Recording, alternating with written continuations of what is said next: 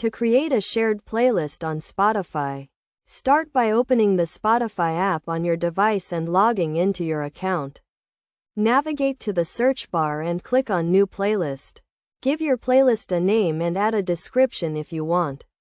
You can then start adding songs to your playlist by searching for them in the search bar or by browsing through your liked songs or recently played tracks.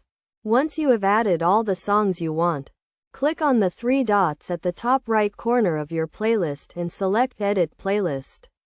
To make your playlist collaborative, click on the three dots again and select Invite Collaborators. Enter the username of the person you want to add and select their name from the search results. The person you invite will receive a notification and can then add or remove songs from your playlist. To share your playlist with others, click on the three dots and select Share. You can then copy the link to your playlist and share it with anyone you want.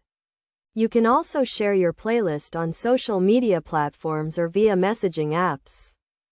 Best practices for creating a shared playlist include setting clear rules for what type of songs can be added, communicating with your collaborators about the playlist, and regularly updating the playlist to keep it fresh and interesting. By following these steps and tips, you can create a shared playlist on Spotify that you and your friends can enjoy together.